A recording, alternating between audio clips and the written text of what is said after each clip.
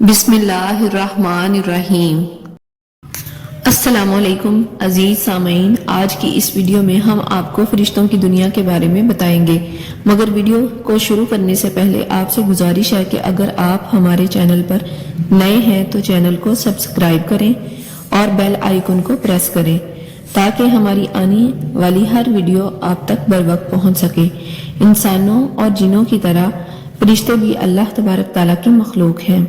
اور ان کی پیدائش کے بارے میں قرآن اور احادیث میں بتایا گیا ہے کہ اللہ تبارک تعالیٰ نے انسان کو مٹی سے، جنوں کو آگ سے اور فرشتوں کو نور سے پیدا فرمایا ہے۔ اللہ تبارک تعالیٰ نے فرشتوں کو اس طریقے سے تخلیق فرمایا ہے کہ وہ اللہ تبارک تعالیٰ کی نافرمانی نہیں کرتے۔ وہ اللہ تبارک تعالیٰ کی ایسی مخلوق ہے جو ہر حال میں اللہ تبارک تعالیٰ کا حکم بجا لاتے ہیں اور کبھی بھی نافرمانی نہیں کرتے۔ جو کام ان کو دیے گئے ہیں وہ اسی میں لگے رہتے ہیں۔ سورہ تحریم کی آیت نمبر 6 میں اللہ تبارک تعالیٰ کا فرمان ہے، مومنوں اپنے آپ کو اور اپنے اہل و عیال کو اس آگ سے بچاؤ جس کا ایندھن آدمی اور پتھر ہوں گے اور جس پر تنخو اور سخت گیر فرشتے وہ کسی حکم کی جو ان کو اللہ تعالیٰ دیتا ہے نافرمانی نہیں کرتے اور جو حکم ان کو ملتا ہے اسے بجا لاتے ہیں۔ اللہ تعالیٰ نے انہیں مختلف کاموں کے لیے پیدا فرمایا ہے۔ فرشتے اپنے اپنے فرائض بخوبی انجام دیتے ہیں۔ یہ فرشتے زمین و آسمان کے تمام کاموں پر مامور ہیں، مثلا اللہ تعالیٰ کے احکام کو انبیاء کرام علیہ السلام تک پہنچانا، اللہ تبارک تعالیٰ کے حکم سے انسانوں کے لیے روزی اور بارش کا انتظام فرمانا، لوگوں کی حفاظت کرنا، انسان کے اعمال لکھنا اور آخری وقت آنے پر انسان کی روح قبض کرنا، قبر میں انسان سے حساب کتاب لینے کے لیے حاضر ہونا، قیامت کے وقت سور پھونکنا جسے پھونکنے سے قیامت برپا ہو جائے گی۔ غرض یہ کہ ہر فرشتہ اپنے اپنے فرائض کی تکمیل میں لگا ہوا ہے۔ بعض فرشتے ایسے ہیں جو ہر وقت اللہ تبارک تعالیٰ کی عبادت میں لگے رہتے ہیں۔ اب سوال یہ پیدا ہوتا ہے کہ اللہ تبارک تعالیٰ نے کب فرشتوں کو پیدا فرمایا؟ فرشتے حضرت آدم علیہ السلام کی پیدائش سے پہلے پیدا ہو چکے تھے، لیکن کب اس کی تفصیلات ہمیں نہیں ملتی، مگر یہ بات تو طے شدہ ہے کہ حضرت آدم علیہ السلام کی پیدائش سے پہلے ہی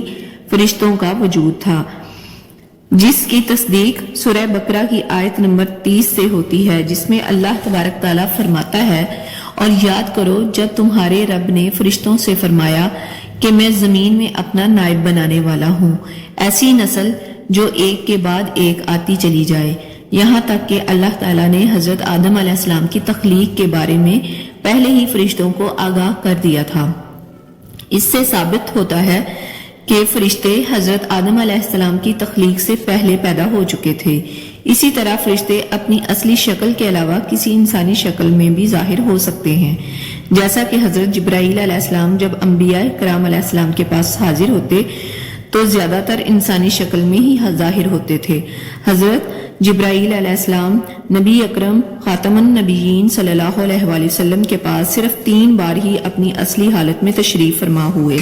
ایک دفعہ پہلی بار نبوت کے بالکل ابتدائی دور میں، دوسری مرتبہ خود نبی اکرم خاتم النبیین صلی اللہ علیہ وآلہ وسلم نے حضرت جبرائیل علیہ السلام سے اصلی حالت میں دیکھنے کی خواہش کی تھی، اور تیسری مرتبہ معراج کے موقع پر نبی اکرم خاتم النبیین صلی اللہ علیہ وآلہ وسلم نے فرمایا کہ میں نے جبرائیل علیہ السلام کو ان کی اصل شکل میں دیکھا ہے، اور فرمایا کہ جب اس نے اپنے ایک پر کو کھولا تو پورے افق پر اس کا ایک پر چھا گیا اور سارا افق مشرق تا مغرب اس کے پر نے ڈھانپ لیا۔ صحیح بخاری میں یہ الفاظ اس طرح موجود ہیں، نبی کریم خاتم النبیین صلی اللہ علیہ وسلم نے فرمایا کہ میں نے جبرائیل علیہ السلام کو اس کی اصل حالت میں دیکھا ہے، اس کے 600 پر تھے، اس نے پورے آسمان کو ان پروں سے ڈھانپ لیا تھا اور ان پر قیمتی جواہرات جڑے ہوئے تھے، اور ان کے پاؤں کے اوپر ایک موتی ہے جو اس طرح محسوس ہوتا ہے جیسے سبزے پر پڑا ایک شبنم کا قطرہ موتی کی طرح نظر آتا ہے۔ اس کی کان کی لو سے کندھے تک کا فاصلہ اتنا ہے کہ جتنی 700 سال کی مسافت۔ اللہ تبارک تعالیٰ نے فرشتوں میں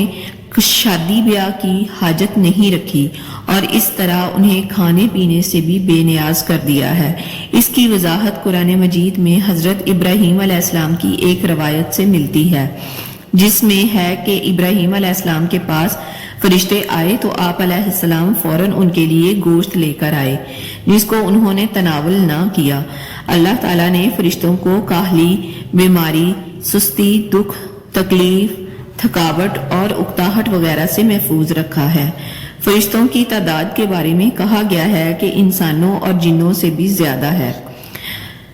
सैयदना अबू ज़र फरमाते हैं कि नबी करीम खातमुन नबीयीन सल्लल्लाहु अलैहि वसल्लम ने फरमाया कि आसमानों में कहीं 4 उंगलियां जगह भी ऐसी नहीं है जहां कोई ना कोई फरिश्ता सजदा रेज ना हो। सैयदना अब्दुल्ला बिन मसूद रजी अल्लाह ताला अन्हा ने फरमाया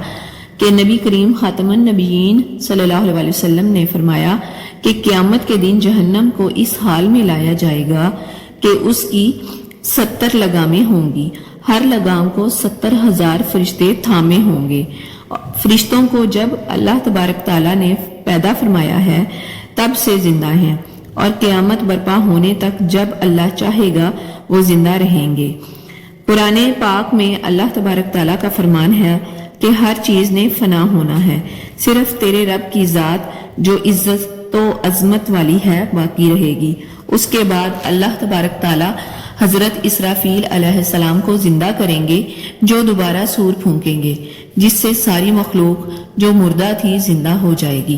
फरिश्तों की मौत का मसला एक गैबी मसला है जिसके बारे में रवायात नहीं मिलती, लिहाजा इसके बारे में कुछ नहीं कहा जा सकता। आपको हमारी आज की वीडियो कैसी लगी? कमेंट में अपनी राय